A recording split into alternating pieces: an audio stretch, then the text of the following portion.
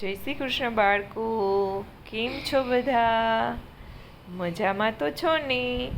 તો ચાલો આજે આપણે એક નવી વાર્તા સાંભળીએ. વાર્તાનું નામ છે આળસુ ઊંટ. એક જંગલ હતું. જંગલની અંદર એક ઊંટભાઈ રહેતા હતા. ઊંટભાઈ પણ જબરા આળસુ, બેઠા જ રહે આખો દિવસ. અને એક દિવસ તો ઊંટભાઈએ વિચાર કર્યો કે ચાલને હું કંઈક તપ કરું, ભગવાન પ્રસન્ન થાય અને હું કંઈ વરદાન માગું. એટલે જંગલની અંદર એક ઝાડ નીચે ઊંટભાઈ તો પદ્માસન વાળી અને ધ્યાનમાં બેસી ગયા તપ કરવા માટે. ઊંટભાઈનો તો એક દિવસ પસાર થયો, 2 દિવસ પસાર થયા, અઠવાડિયું પસાર થયું. એમ કરતાં કરતાં ઘણા દિવસો થઈ ગયા. પછી એક દિવસ ધડાક કરતો અવાજ થયો અને સામે ઝળહળતી અગ્નિનો પ્રકાશ.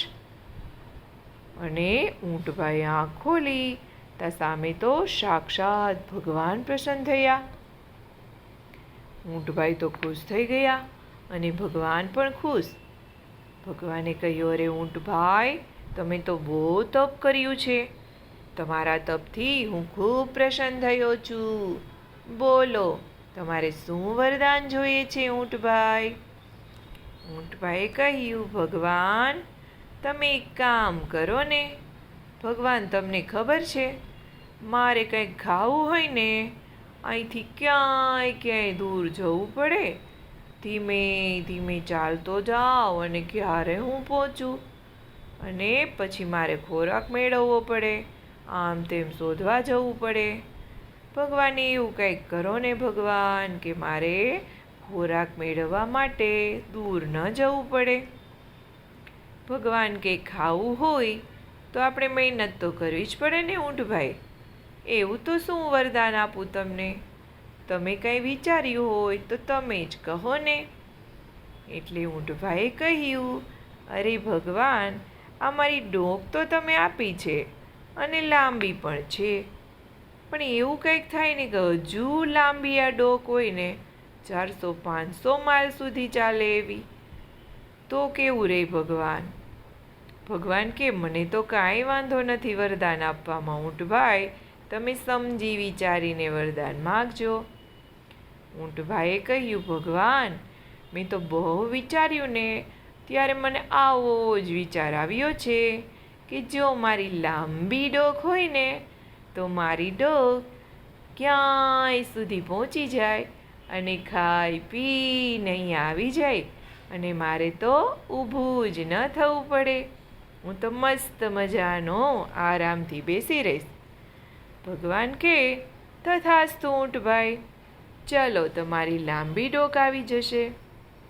થોડી વાર થયું ત્યાં તો ધીમે ધીમે ધીમે કરતાં પેલા હનુમાનજીનું પૂંછડું લાંબુ થયું હતું ને, એવી જ રીતે આ ઊંટભાઈની ડોક લાંબી થવા લાગી.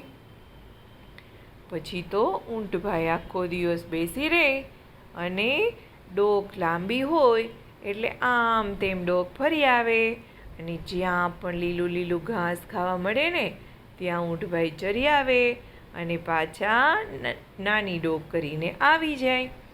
ઊંટભાઈ બેઠા હોય પણ ડોક આજુબાજુમાં બધે ફરીને આવી જાય. ઊંટભાઈને તો 1-2 દિવસ, 3-4 દિવસ, અઠવાડિયું થયું ને એટલે એને થયું, અરે વાહ, આ ભગવાને મને શું એ વરદાન આપ્યું છે, કેટલું સારું, ક્યાંય મારે જવું નથી પડતું. મારી ડોક જાય અને પાણી પી આવે, મારી ડોક જાય અને ખાવાનું ખાઈ આવે, કેટલું સારું. ભગવાને તો મને પરમ શાંતિ આપી છે.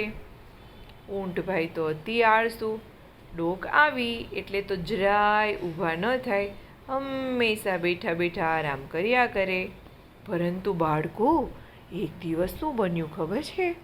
ઊંટભાઈની ડોક તો દૂર દૂર સુધી ખોરાક મેળવવા ગઈ હતી અને ઊંટભાઈ જ્યાં બેસતા હતા ને એની પાછળ એક ગુફા હતી.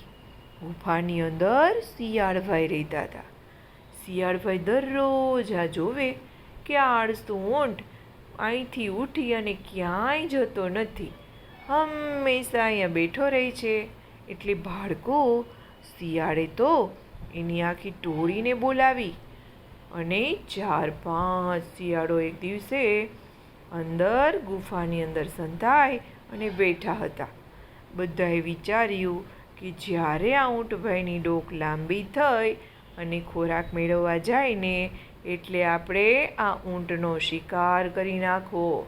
આજે તો બધાને ખાવાની મજા પડી જશે. અને ઊંટભાઈની ડોક જાય એટલે સાથે એના કાન પણ જાય, સાથે એની આંખો પણ જાય, આખું મોઢું જાય. એટલે ઊંટભાઈ બેઠા હોય ત્યાં આજુબાજુમાં શું થઈ રહ્યું છે એની કાંઈ ખબર ઊંટભાઈને પડે નહીં.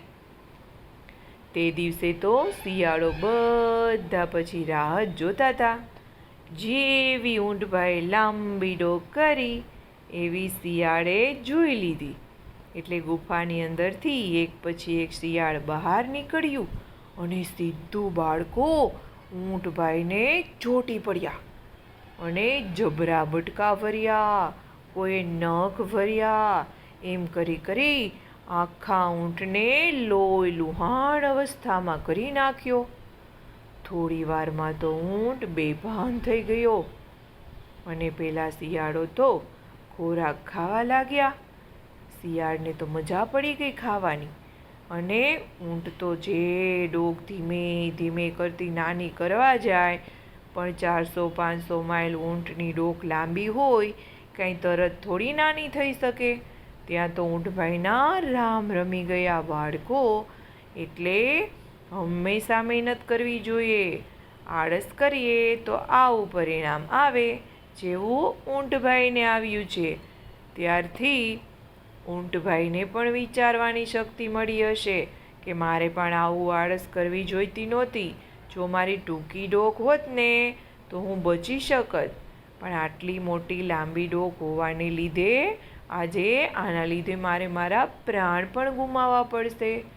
એટલે આળસ કરીએ તો એનું પરિણામ ઊંટભાઈ જેવું આવે. એટલે હંમેશા આપણે બધાએ આપણું કામ જાતે જ કરવાનું. તો બાળકો, વાર્તા પૂરી. વાર્તા થઈ ગઈ પૂરી, બાળકોની મજા પડી. ચાલો જઈએ પોઢી, નીંદર આવી પહોંચી. કાલે મળીશું ફરી વાર્તા લઈને નવી. તો બાળકો આવજો. જય શ્રી કૃષ્ણ.